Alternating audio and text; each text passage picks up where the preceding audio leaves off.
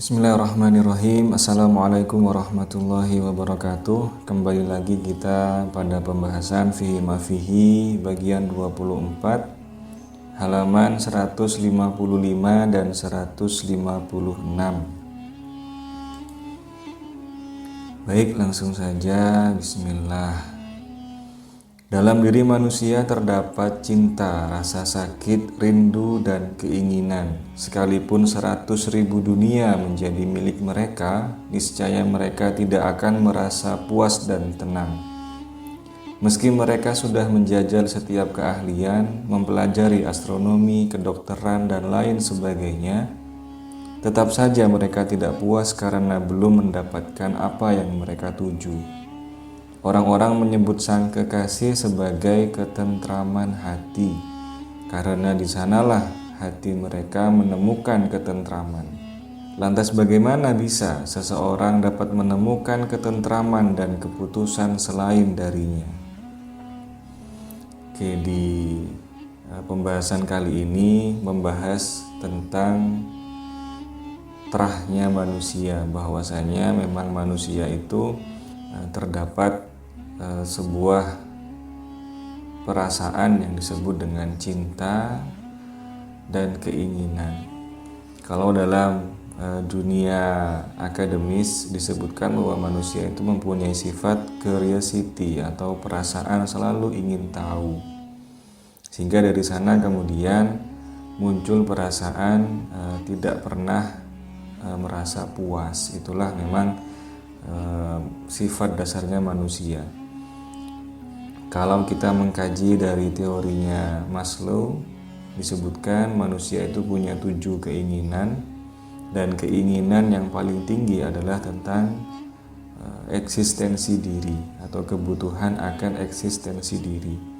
Jadi apa yang terjadi pada manusia sejak Nabi Adam bahkan sampai saat ini adalah semuanya berhubungan dengan kebutuhan akan eksistensi dirinya, bahwa dirinya itu ingin diakui oleh orang lain, bahwa dirinya ingin dikenali oleh orang lain, dan bahwa dirinya ingin dianggap oleh orang lain.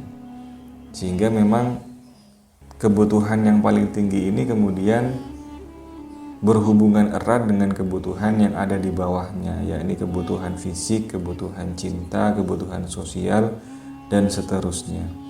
Jika kebutuhan eksistensi ini sudah terpenuhi, maka kebutuhan yang di bawahnya secara otomatis juga akan terpenuhi. Nah, jika dikaitkan dengan tasawuf, maka manusia yang sudah sanggup melepaskan dirinya dari kebutuhan yang paling tinggi, yakni kebutuhan eksistensi, artinya dia sudah tidak ingin dilihat lagi oleh orang, dia sudah tidak ingin dianggap lagi oleh orang, dan dia juga tidak ada kepentingan untuk dikenal sama orang, maka dia sudah melampaui kebutuhan eksistensi diri, sehingga layak bahwa dia juga sudah disebut bukan seperti manusia lagi.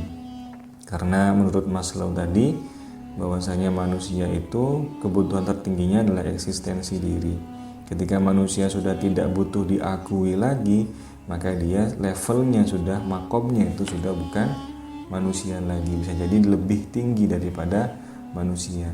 Kalau kita melihat tayangan Fihi ma Fihi yang membahas tentang manusia itu berasal dari berbagai macam dimensi sebelum masuk ke alam manusia. Jadi sebelum manusia itu ke alam dunia saat ini, manusia ruhnya atau jiwanya itu digodok dulu di alam hewan, digodok dulu di alam tumbuhan. Itu menurut Maulana Rumi. Nah, berdasarkan itu kemudian jika manusianya itu sudah ketika hidup di dunia sudah bisa melampaui kebutuhan eksistensinya, maka dia sudah bisa lepas dari ikatan-ikatan sifat hewaniyah, dan dia menuju lebih dekat kepada menuju cahaya. Nah, isyaratnya, simbolnya seperti gambar ini. Semakin besar keinginan, maka semakin kotor atau semakin jelas fisik kita. Semakin kecil, semakin abstrak hingga paling kecil menjadi cahaya. Artinya semua keinginan dalam diri kita ketika kita mempatkan menjadi kecil, maka tubuh kita lama-lama akan menjadi sebuah cahaya. Karena apa? Karena sebenarnya keinginan-keinginan itulah yang membuat hati kita itu menjadi kotor atau terhijab dari namanya cahaya ilahi. Terutama keinginan yang berkaitan dengan dunia. Ketika keinginan itu sudah bisa diatasi, maka hijabnya terbuka, cahaya ilahi masuk, dan hidup kita akan bisa menjadi cahaya. Maksudnya adalah di mana ada kita, orang itu senang. Di mana ada kita, makhluk Allah yang lain itu merasa tersinari. Itulah yang dimaksud dengan para wali. Tetap saja mereka tidak puas karena belum mendapatkan apa yang mereka tuju. Karena kepuasan itu ya sumbernya dari keinginan. Orang-orang menyebut sang kekasih sebagai ketentraman hati. Ketika manusia itu sudah tidak pernah merasakan kepuasan, otomatis akal dan hatinya dijamin tidak akan mengalami ketenangan. Karena setiap waktunya dihabiskan untuk memikirkan atau merasakan sesuatu yang belum pernah dia dapatkan. Sehingga tidak mungkin dia bisa merasakan ketenangan dengan itu.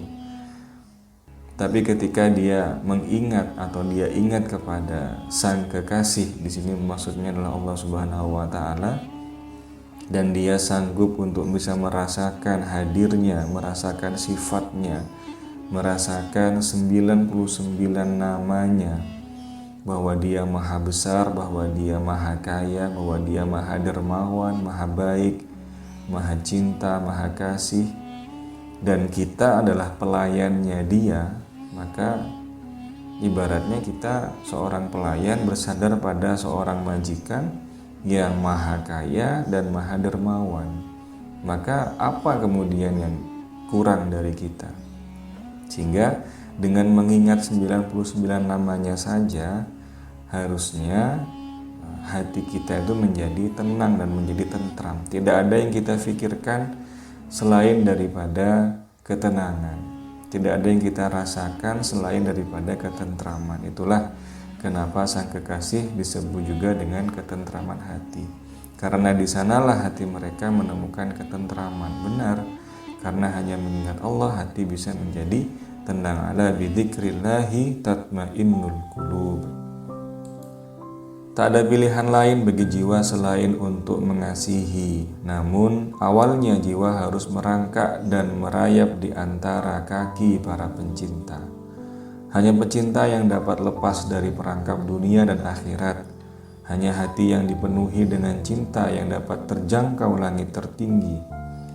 Dan bunga mawar kemuliaan hanya dapat bersemi di dalam hati para pecinta. Para pecinta ini maksudnya adalah manusia yang setiap detiknya memikirkan kekasihnya. Siapakah sang kekasih itu? Tak lain adalah Allah Subhanahu wa ta'ala. Tidak ada sistem kependetaan dalam Islam.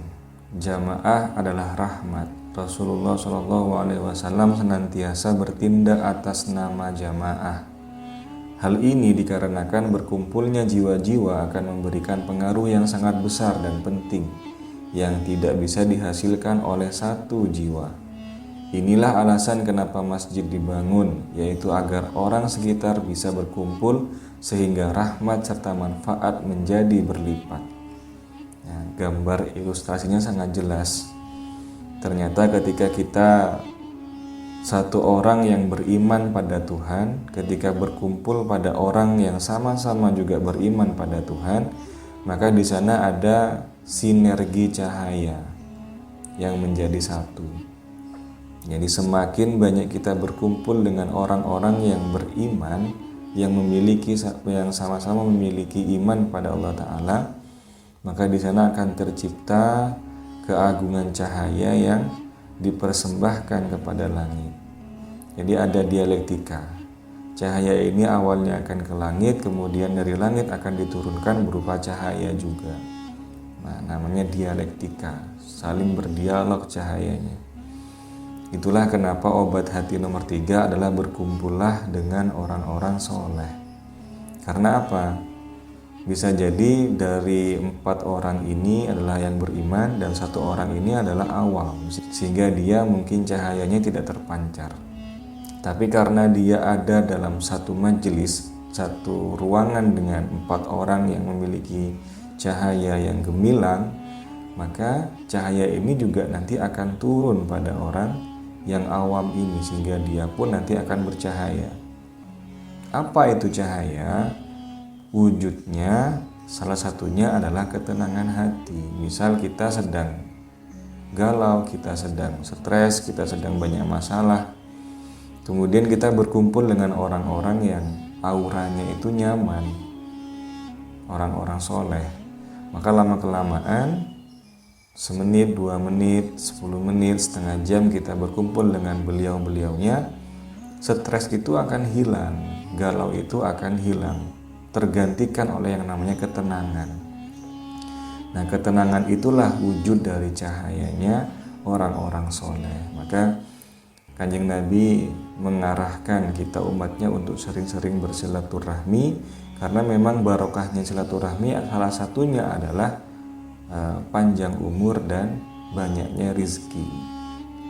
Itu adalah salah satu manfaat atau barokahnya dari silaturahmi.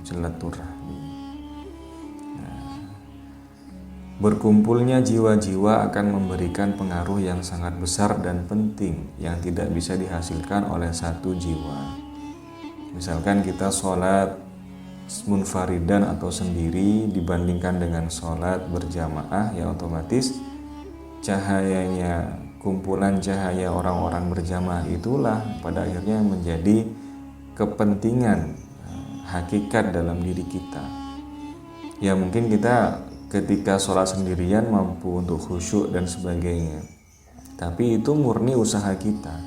Tapi ketika kita berkumpul sholat jamaah, energi yang kita keluarkan mungkin hanya 5%, tapi efeknya atau dampaknya itu bisa 100%. Kenapa?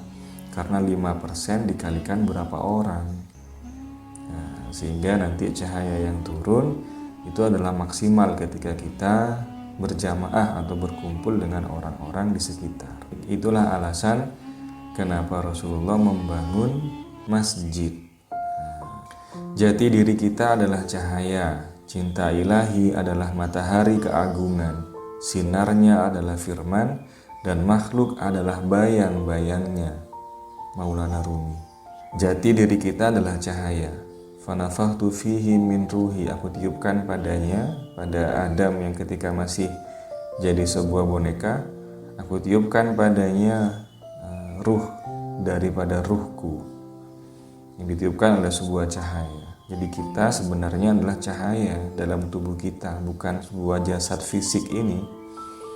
Cinta ilahi adalah matahari keagungan, karena cintanya bukan hanya menyinari kita, tapi memberikan kehidupan pada kita, seperti sifatnya matahari. Sinarnya adalah firman, maksudnya petunjuk bagi jalan hidup kita, dan makhluk adalah bayang-bayangnya. Maka kanan kiri kita, baik itu benda hidup maupun benda mati, semuanya adalah bayang-bayangnya, sehingga semuanya wajib kita hormati. Tidak boleh kita merusak sembarangan, tidak boleh kita menebang pohon sembarangan, dan apalagi kita menyakiti hati sesama sembarangan, karena di sana ada zatnya Allah Subhanahu wa Ta'ala. Sehingga secara tidak langsung, kalau kita menyakiti benda itu atau kita menyakiti hewan itu, terlebih kita menyakiti manusia itu, maka sama dengan kita menyakiti yang sudah menciptakan dia. Na'udzubillah min dzalik. Baik, terima kasih banyak. Kurang lebihnya mohon maaf. Semoga bisa menambah kemesraan kita kepada Sang Pencipta dan kekasihnya. Saya akhiri. Wassalamualaikum warahmatullahi wabarakatuh.